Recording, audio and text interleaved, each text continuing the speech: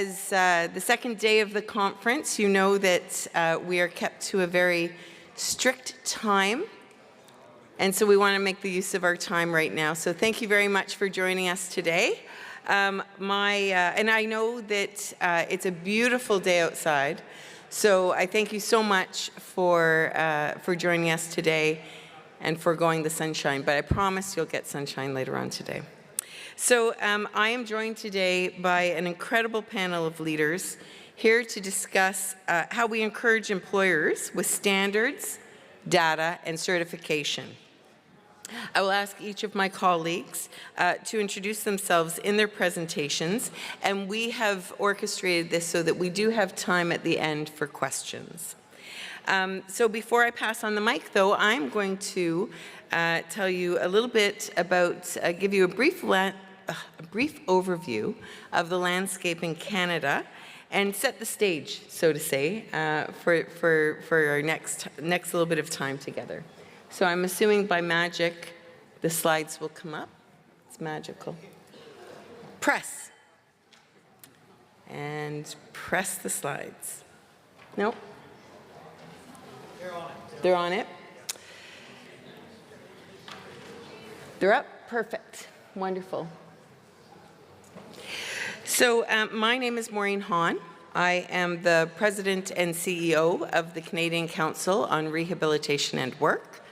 It's my great pleasure to moderate this panel today and, like I said, to give you a little bit of an overview of where we are in Canada and set the stage for this very important discussion. So as we know, inclusion is a global challenge. And every country has a very unique approach. We've really saw that over the last day and a half. And Canada has taken significant steps through some legislation and employer engagement. And our objective today is to share what's worked for us, but of course also learn from others.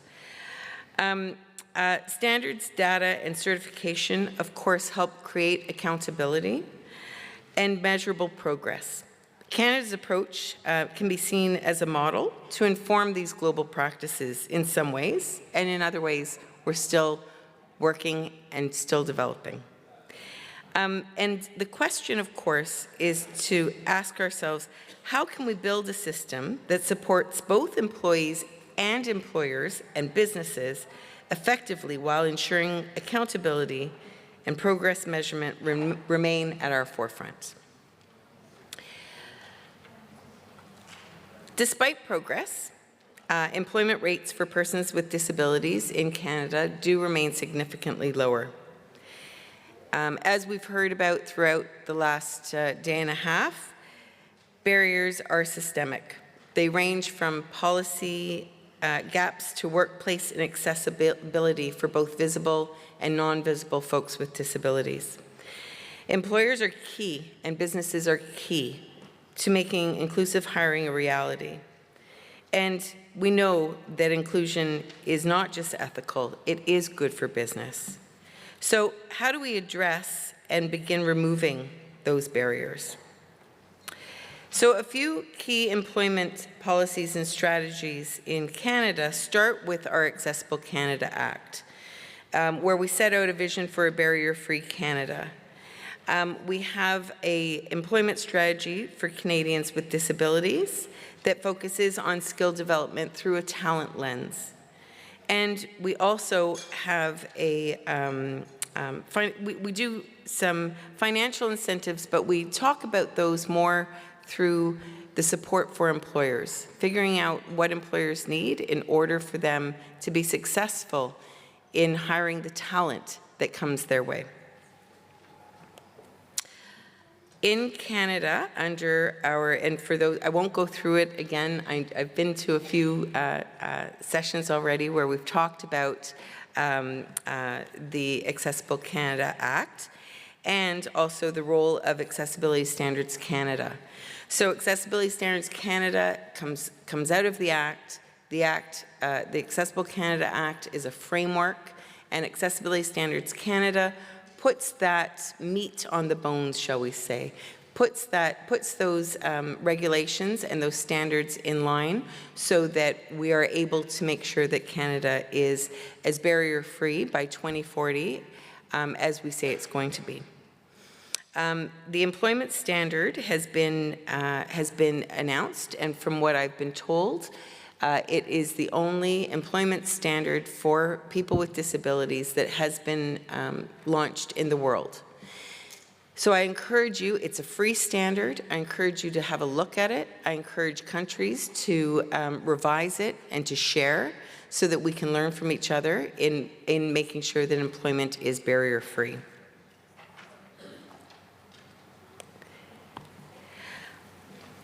As far as employer engagement and certification, of course we recognize, and we're going to be hearing from the incredible panelists today about engagement and certification, because the critical role in fostering inclusive workplaces must start with employers and businesses. And training and resources help employers navigate accessibility challenges, of course, but the compliance needs to not be seen as a burden. The compliance needs to be seen as an opportunity to promote disability confidence within employment and to really dig into the talent of folks with disabilities, the talent that they bring into the workforce. It's not a burden.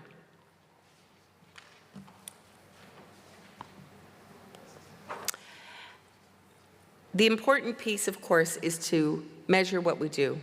What's the phrase, right? What's measured is meaningful, and what's measured gets funding. And so without that benchmark and without that knowledge of where we are in our measurement, we may be throwing, some really great ideas out there, but they won't get the funding. So we need to know where we are. We need to close that employment gap.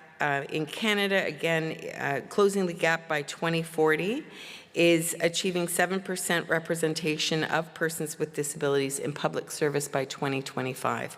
I heard the Netherlands say this morning it was about 2%, but I also heard the US say that it was 22%. And so it's amazing that when we set these targets to understand that those are targets and that those are the floor, not the ceiling. Increasing the employment rate of folks with disabilities in Canada to 80% by 2030 is the goal in Canada. And so we've covered a little bit of Canada's approach, and I'm now going to be very excited to turn it over to my colleagues to really get that international flavor as well, and seeing how we can cooperate in changing the landscape of employment for folks with disabilities. And so with that, it is my great pleasure to start off with Kim is starting. She's on my far left, and I am so sorry. As I watch Kim walk up to the podium in her really amazing shoes, that I hope that she does describe her amazing shoes for folks with low vision or who are blind in the room. I was remiss in giving my own description. So I am a late 50s woman. I have brownish, blondish hair, red glasses, and quite a colorful top with a black suit on. So, and with that, I'm going to ask Kim and her amazing shoes. For those of you who can, please have a peek as she's walking by. Come on up, Kim. And thank you very much. I didn't lie. Okay, so some people can see my shoes and others can't. I'll quickly describe them. They have about 6 different colors in stripes, and are kind of flashy and modern. And besides that, I'm wearing a pink shirt. My hair is brown up to my shoulders, and I have a grin on my face. And that's actually because I'm really excited about telling you about our project. Okay. It's magic. Oh, it's magic. Okay. So I'll wait for the magic for the first slide to come up.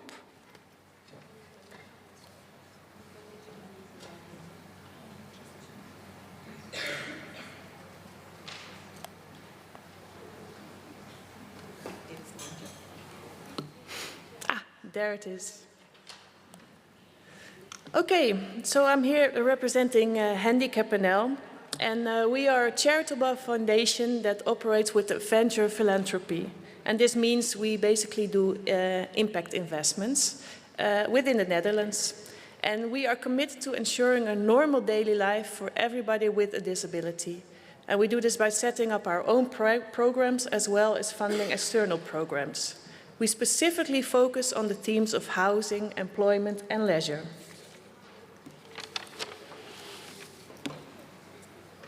I wait for the magic moment again. Sorry. Okay. So I'm already giving away that we are award winners. You will see later, yes? You will see later on when we receive our award, and I have a brief overview and some summary of why we won this award, and later I'll get into the details.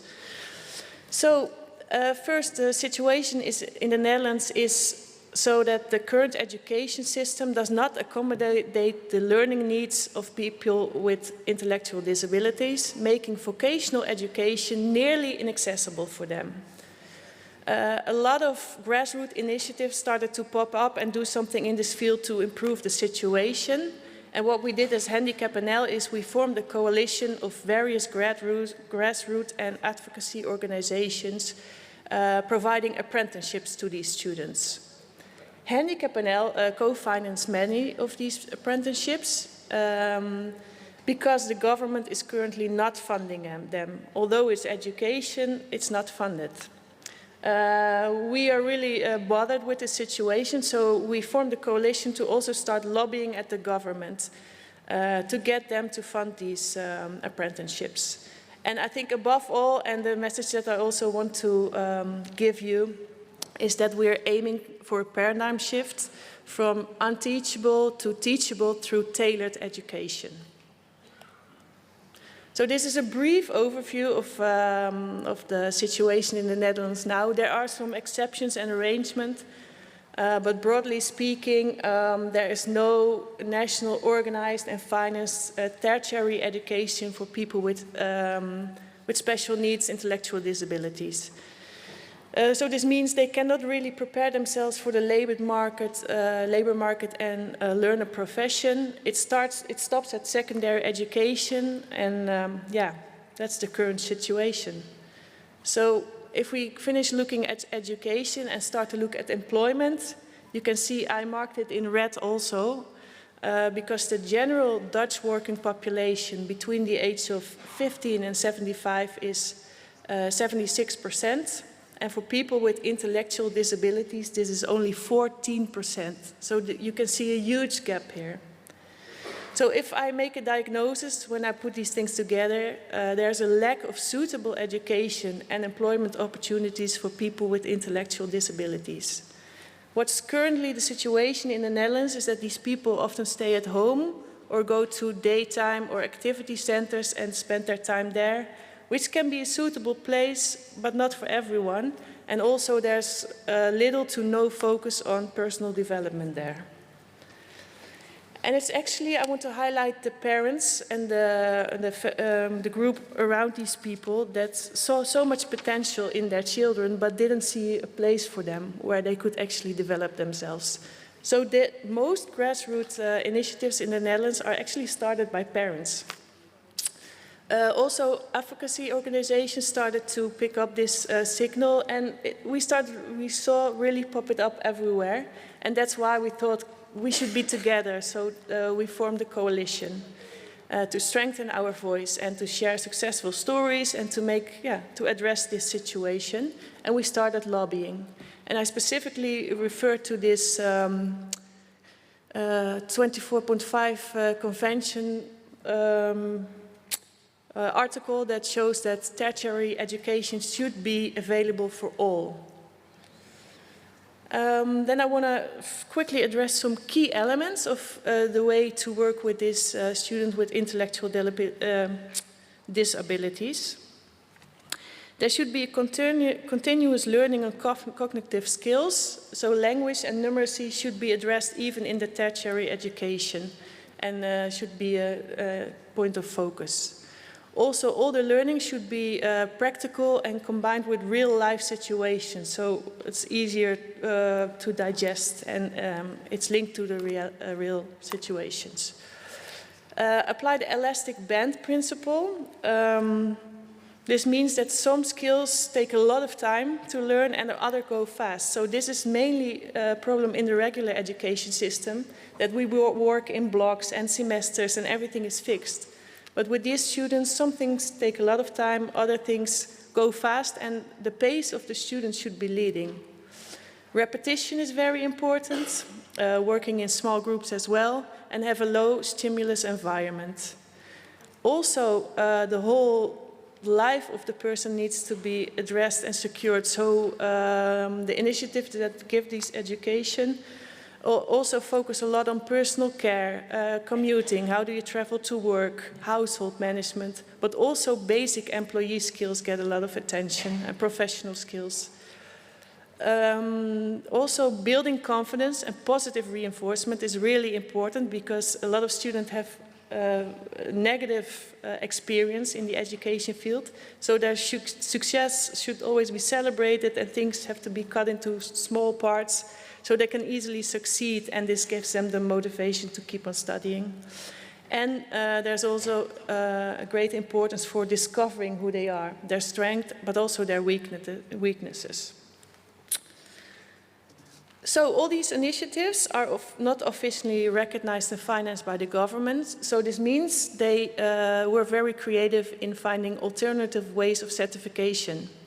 What some initiatives do is they take care of the whole education trajectory, but the final exams are administered by the regular educational schools.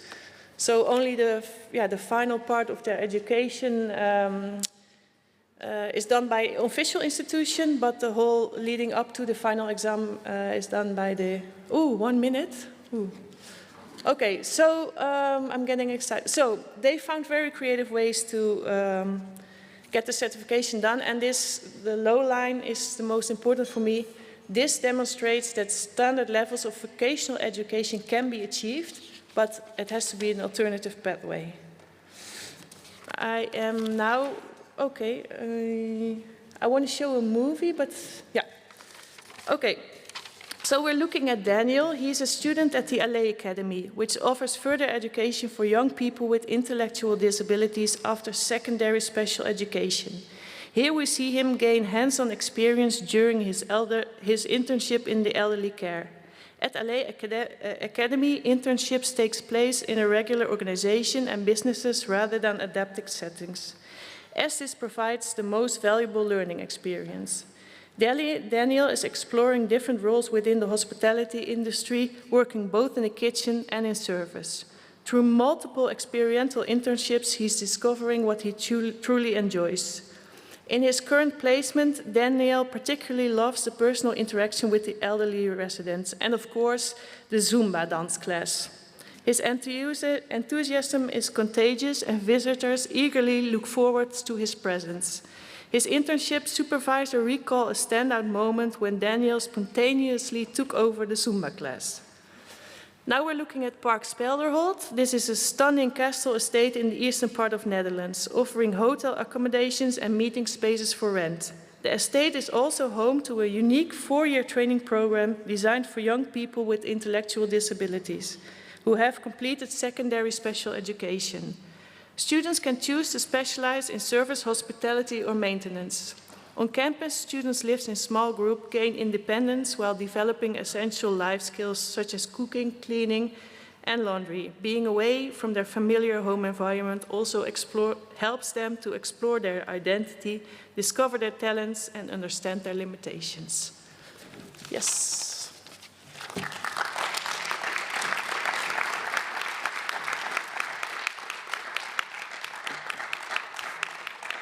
Thank you.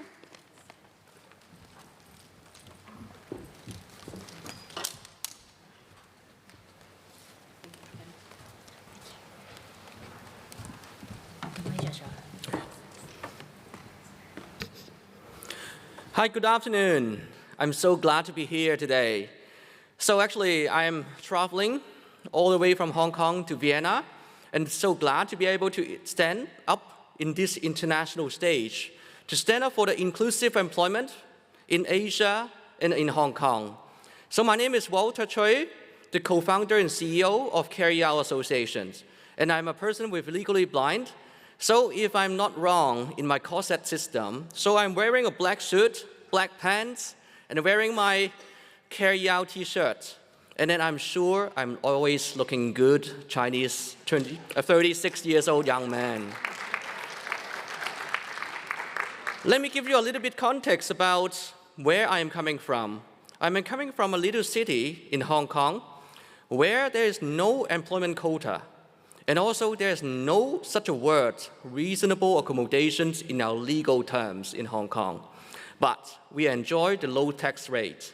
But you know, the big market, small government.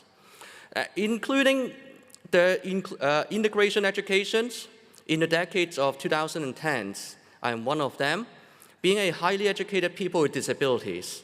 And I graduated in 2011 from the Chinese University of Hong Kong. But at that time, our talents is not being seen in Hong Kong. A lot of people with higher education, it's very hard to find the first job. So that's why in 2014, we found the organization Carry Out Association, mainly doing two things. We first of all create a peer support network and now become the biggest talent pool in Hong Kong for the higher educated people with disabilities. We focus on ability, not disability. So we serve people who have visually impaired, mobility impaired, hearing impaired, neurodivergence, mental illnesses, and other chronic illnesses. And now we work with over 400 plus employers. Actually, literally, all the inclusive employers in Hong Kong, we have been working with them together. Every day, we are striking very hard to balance the equilibrium of the supply of talents with disabilities and demand of talents from our employers. And that's why, when you're looking at the slide, the left-hand side, actually we have a very strong system to help our members with disabilities to grow up on their job skills, workplace manner, as well as their self-acceptance on their disability inclusion. That part I will not deep inside about the contents, because actually you can look at our first time getting the Zero Project Awards in 2021. You can look at the archive about that program. But this time, we are so glad we have got the Zero Project second time, which is looking at the right side. When we are talking about inclusive employment, we need to work on two things. One is the willingness for hire. Another thing is the readiness to hire as well. That's why we work so hard. Actually, since 2021, we look at over 100 literature, major stock exchange about their ESG reporting. And actually, every year, we're still looking at a lot of interesting research and content creations with our academia partners, independent consultants, to make disability inclusion more and more tangible in Asia and Hong Kong. And that's why we have created 40 questions into 8+1 parts and sections. The most important thing is disability inclusive employment. We need to coming from the leadership support, community engagement, public procurement, and then, of course, human resources support from recruitment, staff retentions, flexible working arrangements, as well as our facilities like digital accessibilities and workplace accessibilities. But the most important message to convey is, please do not just ask your HR people to be responsible for inclusive recruitment culture. That would be fail. Because actually everyone is responsible for bringing in talents with disabilities into the workplace. Actually, in our work, every time, we done 100% skilled job placements. We have lawyers with disabilities. We have bankers. We have financial crime investigators. We have cybersecurity specialists with autism. And then we have software engineer, which they have hearing impaired for Asia technology development. And then actually using our model and helping our employers to get ready, we realized since 2021, it's moved from 17.65 out of 35 full marks to now 27.38. But actually, we are not stopping there. We make our model spicier and more spicier and challenge the system every time to make more challenging questions for inclusive employment. I can share a little bit about our findings from our data. First of all, we debunked the myth in Hong Kong. The government, the employers, always thinking about physical accessibility is the key issue. But actually, 100%, almost, they have inclusive workplace accessibilities. The issue is happening in digital accessibility because the AI, the high views assessments, using video recording, automatically screen out many of our talented individuals with disabilities. We realize employee resource group is very strong in Hong Kong and Asia, but there's very few organizations who track the impactful measurements of those activities organized by ERG. And then we realize public procurement is a big issue when we need to spend more time to encourage social enterprise to be a vendor for our employers and corporates. As I said, reasonable accommodations never happening in our legal terms. That's why we need to work very hard on reasonable accommodations. A lot of our employers, actually, they thought they have done something. But when we collect reports, supporting documents, and then we realize there's a huge gap on the perceptions and the reality. So all in all, we realize disability inclusions with data and evidence-based approach can help everyone in the society in Hong Kong and for Asia as well. In the government, we share our insight about policy and how they can engage the private sector for inclusive employment. And then second thing is for the social sector. The social sector, look at our data, we share that to our fellows in NGOs partner. And then we learn together about how to engage more big corporations, multinational companies on the right techniques that they can engage into inclusive employment. Of course, the most important outcomes is we create many, many more inclusive employment opportunities for our high-skilled people with disabilities. And then now we can encourage any education levels, vocational educations, candidates with disabilities, they can have the hope about they can work hard and they could be able to get the jobs into the private sector and they pursue their dreams. So in our work, it's proven that now it's a time, it's no longer talking about disability inclusive employment. We need to move from awareness building to actual action and know-how. We need to have more knowledge-based push for the private sector to have our talents with disabilities going to the workplace. Thank you very much.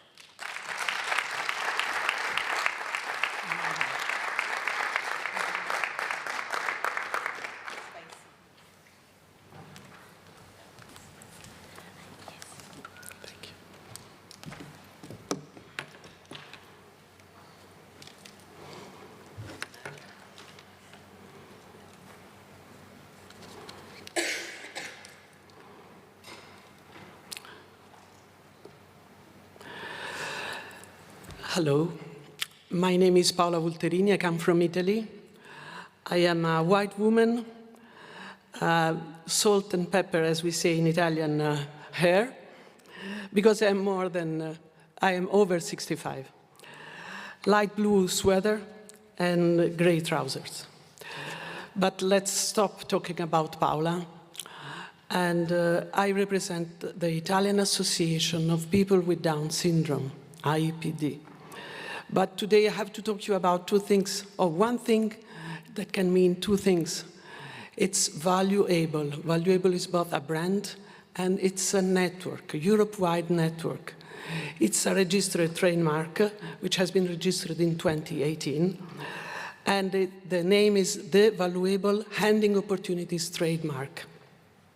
It represents hospitality employers' commitment to the inclusion of people with intellectual disabilities in the open labor market, in the workplace.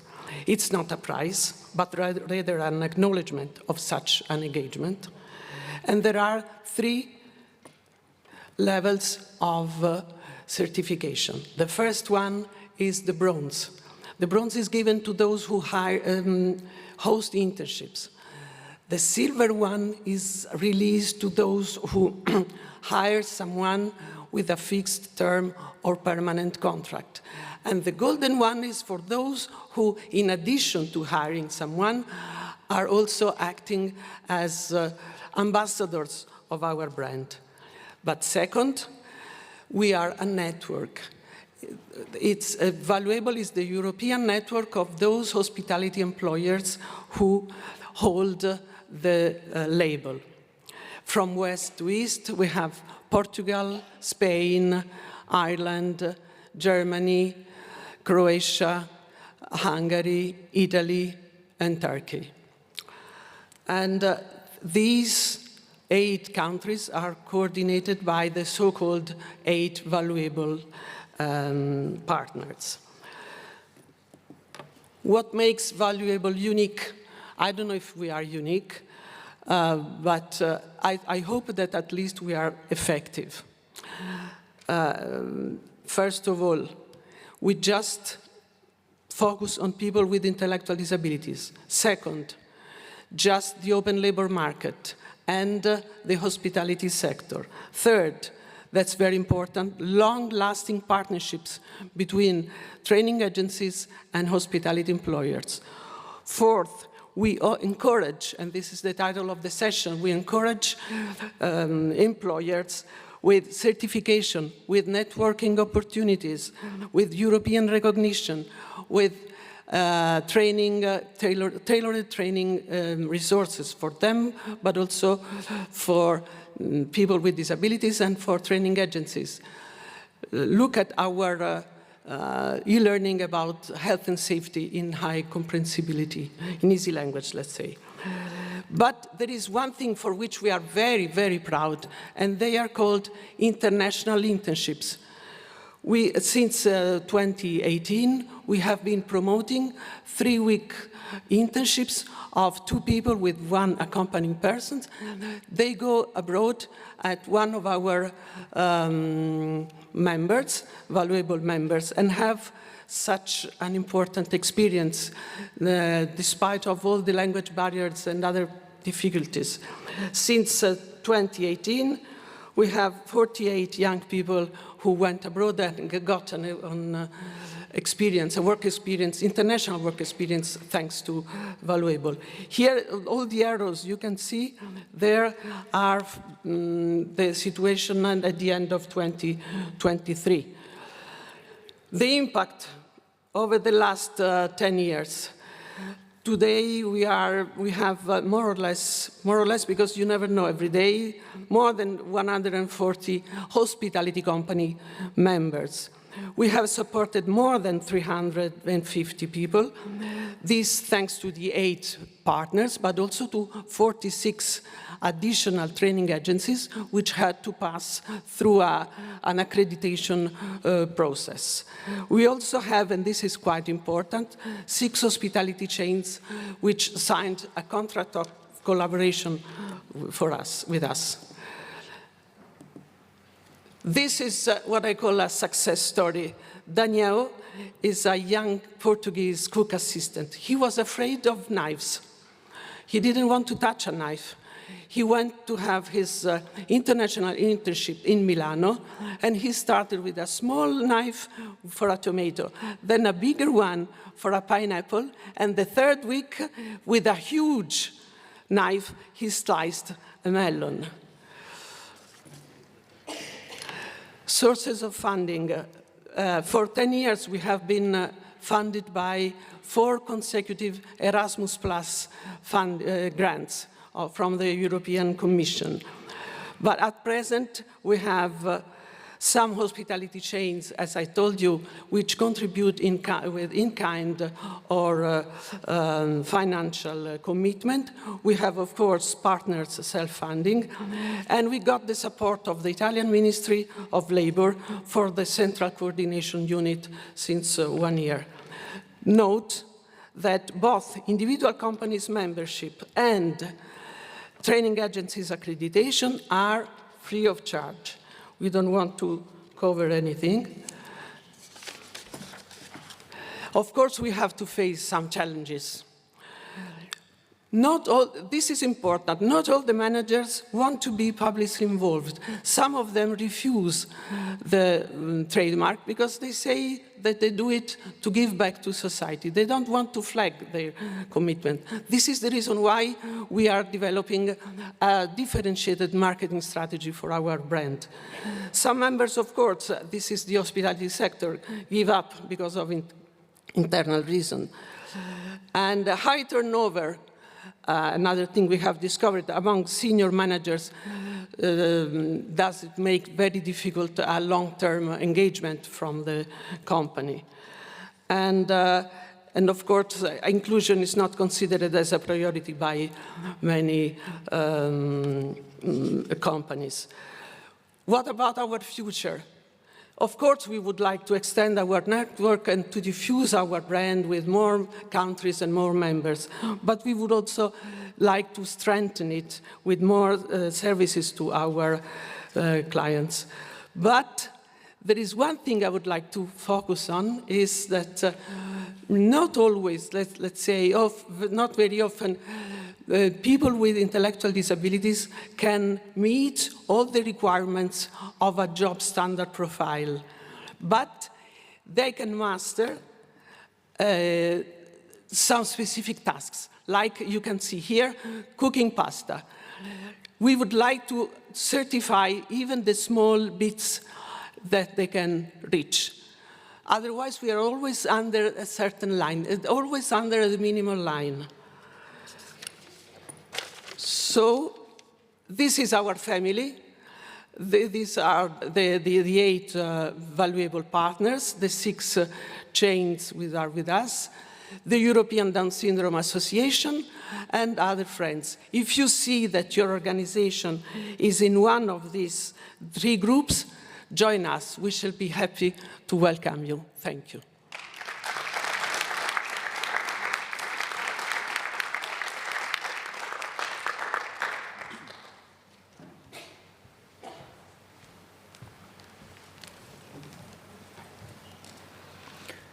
Good afternoon. I'm Carlos Rivera, the founder of the Alex Rivera Foundation. I'm not as good looking as Walter, just have a European boring face, brown hair, brown eyes, glasses, beard, and wearing a blue sweater. Before launching the Alex Rivera Foundation, I founded a startup, so I was an entrepreneur. I founded ClickCars, which is an online used car reseller, which we found in 2016. You can see there on the left the picture of an empty room, absolutely from scratch, and we sold it in 2022, as you can see in the picture on the right, of a 100,000 square meter land with 2,000 cars and a huge 8,000 square meter blue building where we reconditioned the car. So this foundation is created with the same startup DNA as ClickCars, and with the same motivation and passion for sure. We had 700 employees and made 300 million euro revenues in this year 6. To decide where to focus our foundation, we did more than 125 interviews with entities of intellectual disability all over the world, of the 5 continents. And we found out that we should focus on the adult stage of Down syndrome and intellectual disability, on housing, on employment, and on visibility, leveraging on what we learned from the startup, technology, innovation, and artificial intelligence to offer to these people. There's 200 people with intellectual disability in Spain, only 17% unemployed, so similar to Italy. It seems that in Canada is similar. And 70% of them work in work-integrated social enterprises, which are centers where 70% or more of the people have intellectual disability, but they do an outstanding job. They have a salary as in any company, they do work as in any company, and their satisfaction is similar as in any company. So the work of the centers, of these enterprises, is very, very important. When we visited the centers, our foundation, when we visited them, we saw that they are very happy. They're truly very happy, but we saw that the operations, how they work in these industrial settings, is not optimized.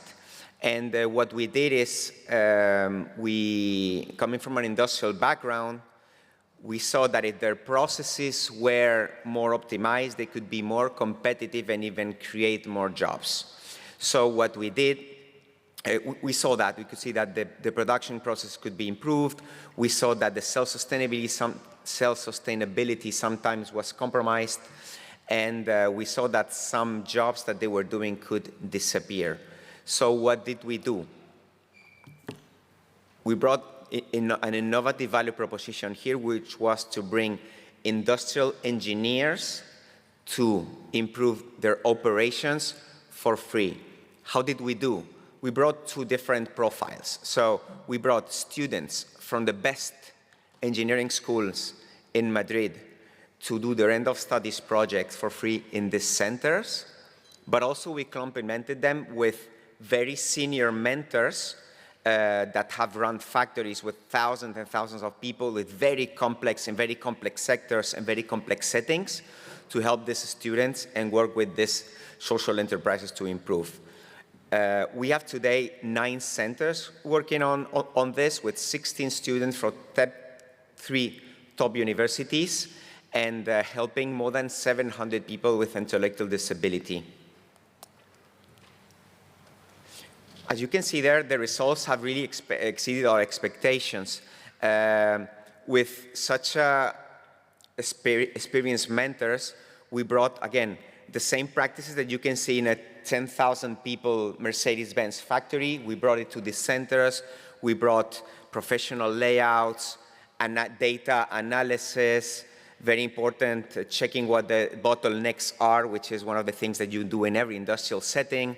And also looking at taking care of the safety and the quality of the products and of the people. You can see there that there's some initiatives that were brought by the students in collaboration with the people working in there that can really almost double production, professional layouts, standardization manuals. Standards is one of the names of this panel. Evaluating the customers that they have, because sometimes they thought that I cannot lose any customer. Well, sometimes you should lose a customer. If they push too hard and they don't understand what this means, you should just get rid of them because you're losing money. And actually, in long term, you lose jobs, which is what we don't want. We want the opposite. Prototype design, layout proposals, etc.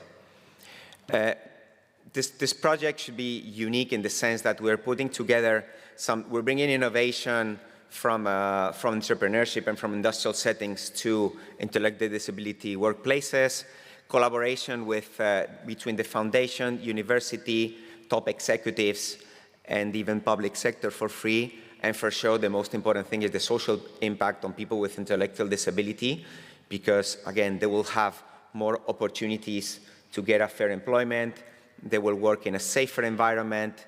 The quality of what they do is much better, and for sure they will be more satisfied when they will go to their job positions. And then luckily this project is quite self-sustainable because, as we've seen, the students do this for free. The mentors do this for free. The social enterprises, again, do not pay anything for nothing, and they get all the support, which actually, you know that consulting is a very, very expensive thing. This is for free. University is very proud that the students are working in such a project like this. For sure, we don't charge, our foundation doesn't charge for this. The Industrial Engineering College of Spain also does not charge anything. These very expensive and very professional mentors don't charge anything. And again, this social enterprise don't do nothing. Don't pay anything. What's next? So we're already in phase 2. We launched this pilot with 6 centers at the, last year. It went very well. It scored 10 out of 10 on satisfaction. The students got 9.5 out of 10 in their end of studies projects, so very important. The 3 universities repeat. And then we added new centers in Spain, today now reaching more than 700 people. Then we'll move to other countries, other cities in Spain, so that, because there's more than 760 centers like this in Spain. Then we'll bring other specialists here. We're talking about industrial engineers, but you can talk about lawyers, you can talk about people specialized in the business administration, marketing, etc. We want to bring it to other countries as well. We're in preliminary discussions with Latin America to bring the best practices of the centers to take them there, both in Central and Latin America. And last but not least, bring technology and AI to these workplaces and even other settings, because today the intellectual gap that exists between people with intellectual disability and people without intellectual disability could be covered with technology and AI, so that they can have access to many, many more jobs that today people with intellectual disability cannot do. Thank you very much.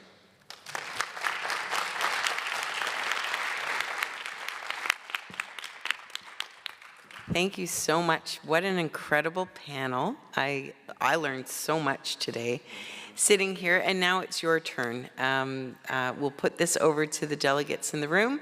If you have any questions for our panelists, now is the time. I think we have about 5 minutes. You have a question, please. We have 9 minutes. That's awesome. Yes, please. My name is Leticia. I'm from Brazil. I'm a white female with dark hair, and I'm wearing a black sweater. I work with children with Down syndrome in Brazil who live in social vulnerability. They could not afford their therapy, so we provided for them. And my children are not in the work market yet, but I was wondering if you could give me an advice. What can I do to help my children to be ready for the work market, for the maybe possible jobs when they grow up? What can I do to stimulate them? Is there somebody specific on the panel that you're asking that question to? Anybody? Go ahead, Paola. Perfect.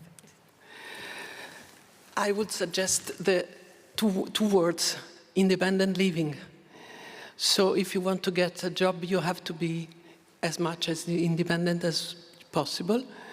We have an e-learning free of charge on the website of the European Down Syndrome Association about independent living, both the personal independent living and the external independent living.